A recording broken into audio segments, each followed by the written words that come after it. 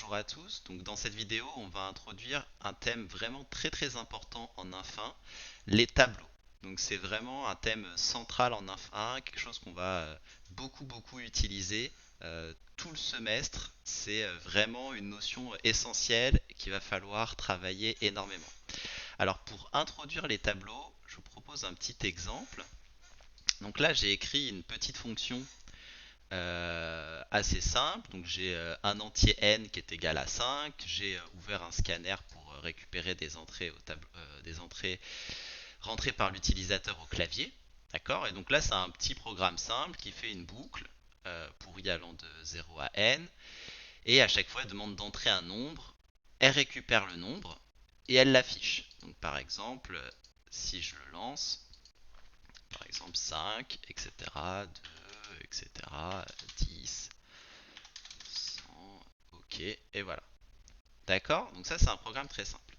Maintenant, imaginons que je veux avoir la moyenne des nombres rentrés par l'utilisateur. Donc ça serait pas très dur. Je définis une variable réelle moyenne. D'accord.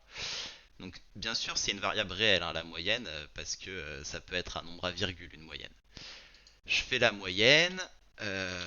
Voilà. Moi plus égale x.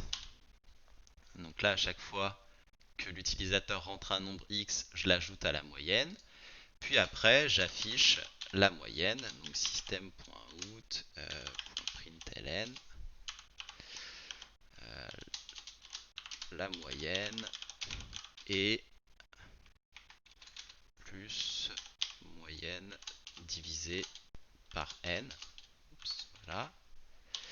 Voilà, donc là ça va m'afficher la moyenne. Donc par exemple, si je fais 1, 2, 3, 4, 5, dit que la moyenne est de 3, etc. Donc ça, c'est pas trop dur. Maintenant, question, mettons que je veux que mon programme affiche la moyenne avant de m'afficher les nombres rentrés par l'utilisateur.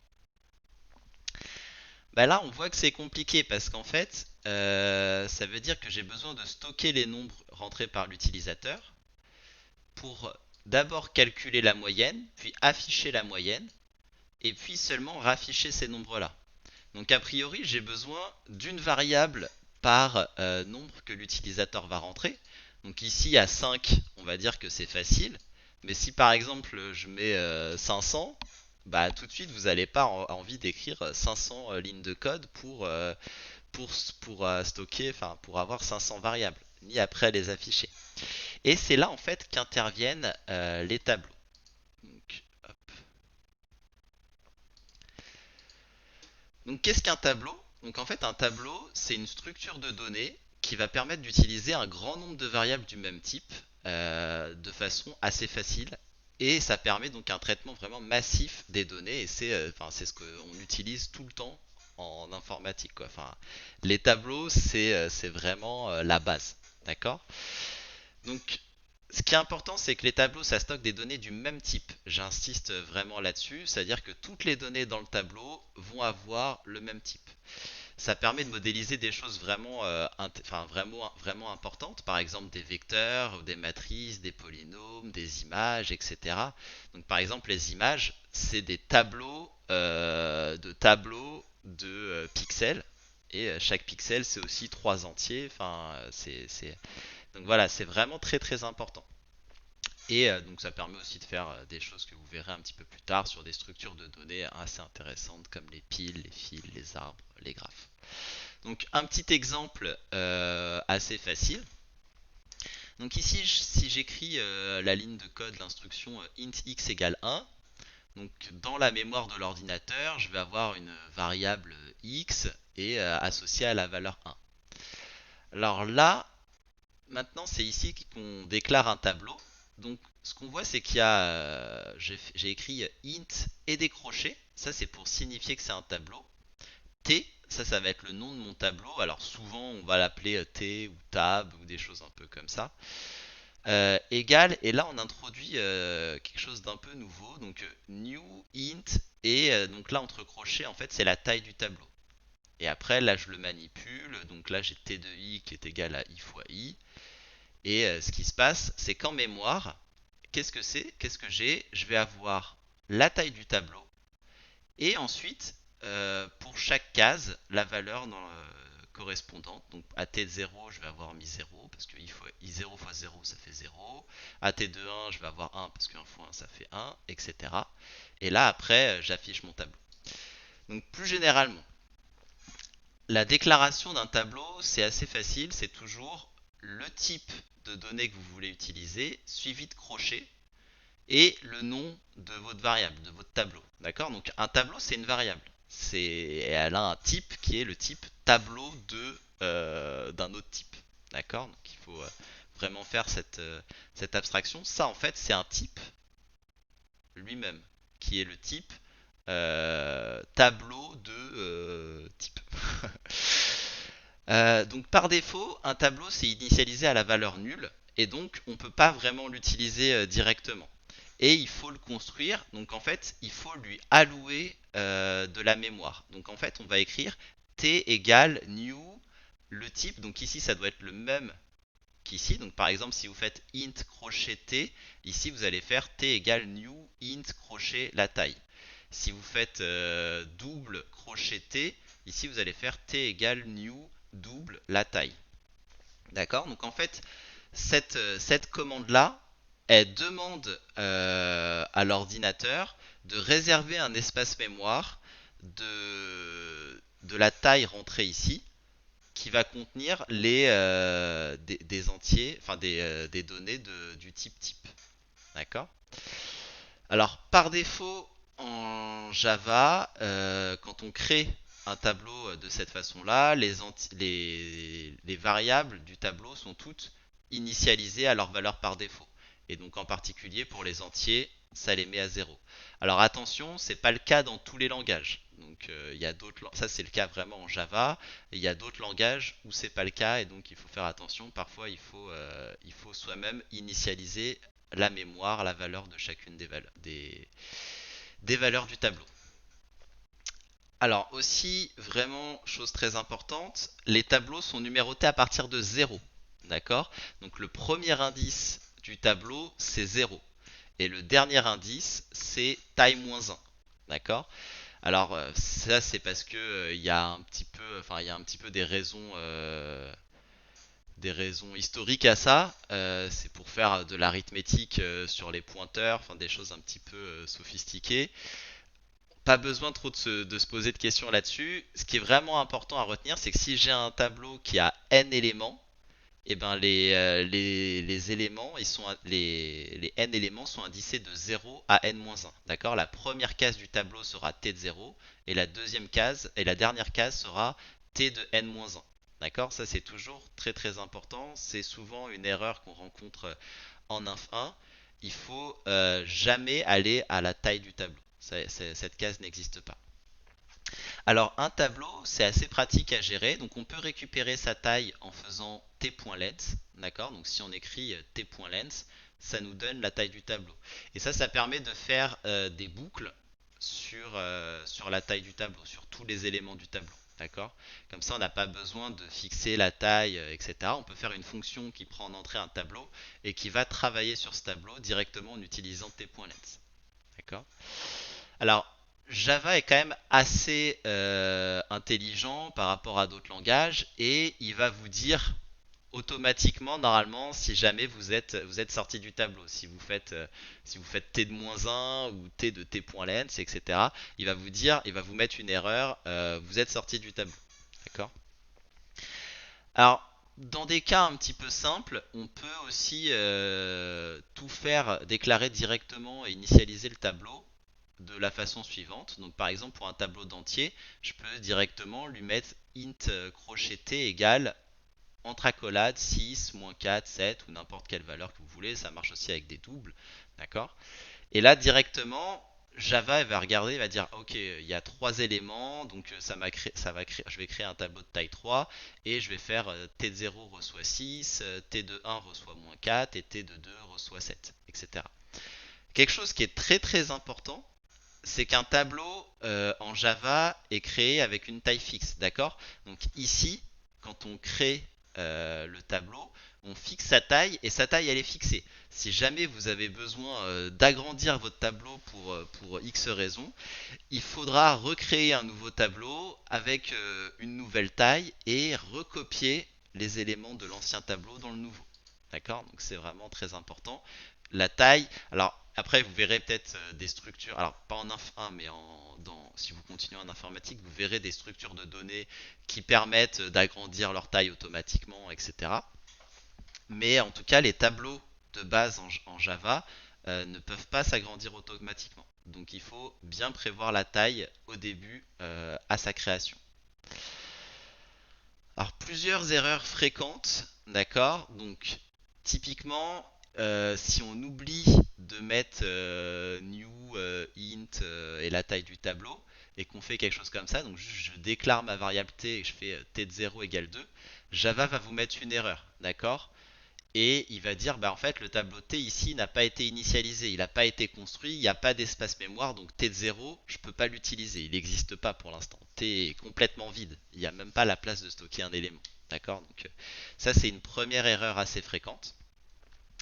Deuxième erreur fréquente, c'est donc d'utiliser, donc là j'ai un tableau de taille 3, et c'est d'appeler donc par exemple T de 3. Bah ça marche pas, d'accord. Java va vous dire voilà ici index out of bounds. Donc ça veut dire que vous êtes sorti en fait des indices possibles pour le tableau.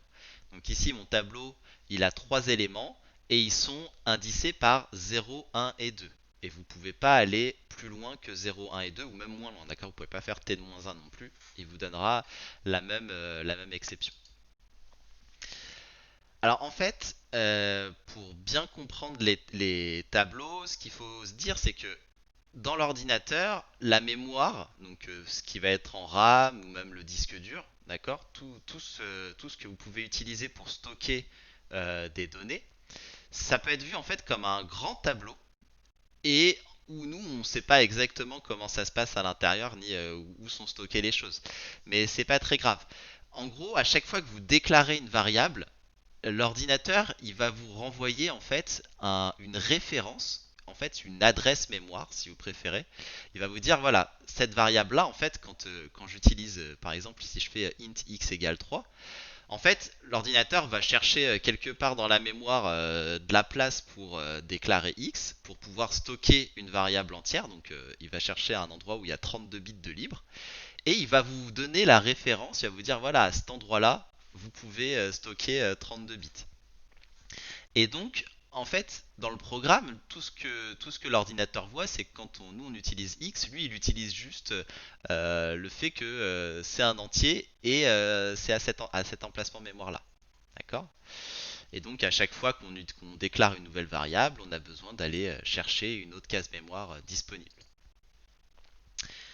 Pour un tableau, c'est exactement la même chose en réalité. D'accord. Donc un tableau, en fait, c'est une référence. Un tableau, ça dit, c'est juste une adresse mémoire à un endroit, et sauf qu'on a réservé beaucoup d'espace, plus d'espace que pour une variable, d'accord.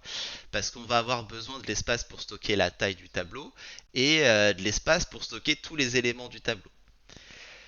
Donc en fait, pour schématiser un petit peu la construction d'un tableau ou l'utilisation d'un tableau, donc quand on écrit int crochet t, c'est comme si on passait commande pour une commode, je sais pas, chez Ikea, j'en sais rien. Et donc là, on a juste dit qu'on veut une commode. Ensuite, quand on dit t égale new int de 3, là on est en train de construire la commode, on est en train de la monter, on a pris de la place, etc. Maintenant, elle est construite. Ensuite, quand on peut faire de l'affectation, c'est comme si on remplissait les tiroirs de la commode. Et ensuite, on peut aussi les utiliser, donc les ouvrir, regarder ce qu'il y a dedans, échanger leur place, faire des choses un peu dedans. D'accord. Mais vraiment, il faut penser, il y a toutes ces étapes et toutes ces étapes sont essentielles. Donc, comment ça se passe du point de vue de la mémoire? Je fais int crochet t. Donc là, l'ordinateur, il va me donner une case mémoire ou pour faire référence à t. Et en fait, t contient la valeur de t. En fait, c'est une référence, c'est une adresse mémoire, d'accord. Et c'est Et donc après, quand je fais t égale newInt3, et ben là, l'ordinateur va trouver quelque part dans la mémoire, une place suffisamment grande pour pouvoir stocker 3 entiers plus la taille du tableau, on va dire 4 entiers, de façon contiguë. Donc ça c'est vraiment important en fait, et c'est pour ça que les tableaux aussi, enfin, si après on s'intéresse un peu à la performance des programmes, c'est toujours très important d'avoir de la mémoire contiguë. Bon après c'est pas très très important pour ce cours-là. Mais donc ici je fais t égale newInt3. Donc qu'est-ce que l'ordinateur fait? Il va regarder un petit peu dans la mémoire s'il y a de la place. Il va dire ok, à l'espace mémoire 500, j'ai suffisamment de place pour stocker la taille du tableau et 3 entiers. Donc il va réserver cet espace mémoire là, il va dire ok à 500 c'est bien, donc je mets d'abord tes points length, je vais mettre la valeur 3 à tel endroit pour dire que la longueur du tableau sera 3, et puis ensuite je vais initialiser les 3 cases du tableau à 0. D'accord? Ça c'est vraiment l'initialisation par défaut. Et ensuite, à l'endroit de la case mémoire de t, eh ben, je lui mets l'adresse mémoire à laquelle j'ai stocké le tableau. D'accord? Donc ça veut dire en fait quand on fait appel à un tableau, l'ordinateur, lui, il est en train de manipuler l'adresse mémoire 10. Il va regarder à l'adresse mémoire 10 ce qui est stocké dedans. Il va dire, ah ok d'accord, c'est l'adresse mémoire 500. Et donc après, il va aller à l'adresse mémoire 500. Et si jamais je lui demande la taille du tableau, bah, il va regarder directement les 32 bits ici. Si jamais je lui demande T21, il va faire un décalage de 64 bits et aller regarder les 32 bits après pour obtenir T21. D'accord? Donc il y a plusieurs étapes, plusieurs indirections en fait pour récupérer la valeur T21, etc. Mais tout ça, vous n'avez pas vraiment besoin de le savoir. C'est juste l'ordinateur qui est en train de gérer ça derrière. Et donc par exemple, si je fais T de 0 égale 2, qu'est-ce que l'ordinateur fait? Il fait OK, T, donc 10. Donc il faut que je regarde à l'espace 500. Et donc après T de 0, ça va être à 504. Et OK, bah, je vais mettre la valeur 2 ici. Et voilà, c'est tout. Alors, pourquoi est-ce que j'ai expliqué tout ça? C'est pour bien comprendre qu'il y a des choses qui sont un petit peu différentes sur un tableau, ou en tout cas qu'on ne peut pas faire directement sur un tableau. Donc par exemple, affichage d'un tableau. Donc ici j'ai ma fonction main, je déclare un tableau T de taille 4 et les valeurs c'est 3, 2, 1, 0. Et mettons que je veux utiliser la fonction classique de Java que vous avez utilisée jusqu'à présent pour afficher des éléments, pour afficher des variables, et que je veux afficher T. Bah en fait le résultat ça va pas être 3, 2, 1, 0 comme on pourrait s'y attendre. Il va vous afficher, alors pas forcément ce résultat là, mais il va vous afficher une adresse mémoire en fait. D'accord? Donc par exemple si je reprends cet exemple là, si je faisais system.out.println t, et ben il m'afficherait 500. Il me dirait voilà c'est t, c'est la valeur qui est dans t, c'est 500. Ok? Et c'est pas du tout ce qu'on veut quand on veut afficher un tableau, on veut pas afficher son adresse mémoire. Et donc il faut travailler un peu plus et il faut faire une fonction affiche tab par exemple, vous l'appelez comme vous voulez, hein, qui prend en entrée un tableau, donc tab ici que j'ai appelé tab, et ensuite il faut faire une boucle sur tous les éléments du tableau. Donc pour i allant de 0 à la taille du tableau, afficher tab de i. D'accord? Et ça c'est vraiment important. Pour afficher le tableau, vous devez parcourir tous les éléments du tableau. Vous ne pouvez pas juste faire system.out.print tab. D'accord? Ça marche pas. Et donc par exemple, et donc ça cette fonction vous allez l'écrire plusieurs fois en TP, je pense que vous allez la faire en TD, elle sera peut-être à l'examen, enfin ça c'est vraiment une fonction qu'il faut apprendre par cœur. D'accord? Là on tolère aucune erreur sur cette fonction. Et bien sûr, il faut la faire pour des entiers, il faut savoir la faire pour des doubles, etc. Pour tout ce qu'on a besoin, pour tous les tableaux qu'on a besoin.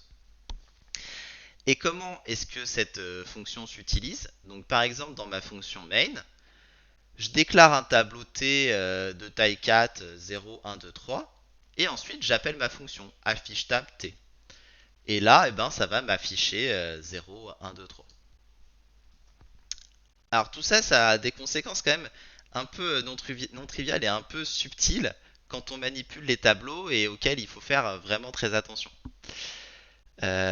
Donc par exemple ici, je déclare un tableau T 1, 2, 3, d'accord? Et si par contre je fais int crochet U égale T, ça m'a pas copié le tableau, d'accord? Ça a pas copié tous les éléments du tableau. Ça a juste copié l'adresse mémoire du tableau T que j'avais utilisé pour T. Et donc, en fait, ici, U et T, c'est le même tableau. Ça veut dire que si vous modifiez un tableau, ça modifie l'autre. C'est exactement le même. Il n'y a pas deux emplacements mémoire de taille 3. D'accord? Il y a vraiment un seul emplacement mémoire qui est partagé par U et T ici. Donc si je fais U de 0 égale 0 et qu'après j'affiche T de 0, eh ben, ça va m'afficher 0. D'accord? U et T, ils font tous les deux référence au même emplacement mémoire dans lequel est stocké le tableau. Donc ça, c'est vraiment important. C'est souvent des erreurs qu'on rencontre. Il faut faire vraiment attention. Donc si jamais vous avez besoin de copier un tableau, pour avoir deux tableaux que vous pouvez manipuler indépendamment, eh ben c'est comme pour l'affichage. Vous allez être obligé de faire une boucle sur tous les éléments du tableau et de les copier dans un nouveau tableau. Ça veut dire que ici j'ai déclaré T, je l'ai initialisé avec 1, 2, 3. Maintenant je déclare un tableau U et il faut que je fasse new int et je vais le déclarer, je vais le construire à la même taille que le tableau T, donc en utilisant t.length. Et donc là, ça va me réserver un nouvel emplacement mémoire où j'aurai la place de stocker autant d'éléments qu'il y en a dans T. Et ensuite, je parcours T et je copie chaque élément dans U. Donc je fais une boucle pour i allant de 0 à t.length, u de i reçoit t de i. D'accord? Et donc à chaque fois, je vais parcourir, je vais aller ici, je vais faire t de 0 est égal à 1, ok, bah, je vais mettre un 1 ici, t de 1 est égal à 2, ok, je vais mettre un 2 ici, etc. etc. Donc ça, j'insiste, c'est vraiment très important. Pour copier un tableau, on ne peut pas faire juste ça. On ne peut pas faire int crochet u égale t. Ça marche pas. Ça copie seulement la référence du tableau, mais ça n'a pas copié le tableau en lui-même. Il n'y a qu'un seul tableau. Si vous voulez deux tableaux indépendants qui sont initialisés un peu pareil, il faut faire une copie. D'accord? Donc créer un nouveau tableau et parcourir les éléments du tableau T et les copier dans U. Voilà, donc ça c'est vraiment important. Alors, des choses un petit peu aussi importantes quand on utilise les tableaux avec des fonctions, en tout cas en Java. Alors, Java passe toujours les arguments des fonctions par valeur. Donc, par exemple, si je fais quelque chose, si je fais une fonction f qui prend en entrée un entier n et qui fait n égale moins 10, si jamais dans ma fonction main je fais n égale 1, j'appelle f de n et que j'affiche n, le programme va m'afficher 1. D'accord? Parce que ce n ici, c'est pas le même que ce n là. D'accord? Ce qu'il a fait, Java, c'est qu'ici, il a créé un nouvel quand j'ai appelé f de n ici, il a créé un nouvel emplacement mémoire. D'accord? Là, c'est pas les mêmes variables n. Et donc, en fait, il a copié la valeur 1 dans cette nouvelle variable n ici. Il a mis cette nouvelle variable n ici à moins 10. Et voilà, et on s'en fiche. Après, ici, quand la fonction est terminée, la variable n ici est détruite, donc le moins 10 est détruit aussi. Et n est resté à 1. D'accord? Donc c'est toujours une copie par valeur. Donc qu'est-ce qui se passe avec les tableaux? Si jamais je fais une fonction f qui prend en entrée un tableau w et qui met w de 0 à moins 10. Donc là maintenant dans ma fonction main, je crée un tableau de taille 5, je mets t de 0 à 1, on s'en fiche, et j'appelle f de t. D'accord? Donc là t en fait, lui, sa valeur, c'est l'adresse du tableau. Et donc en fait, maintenant, W a copié l'adresse du tableau.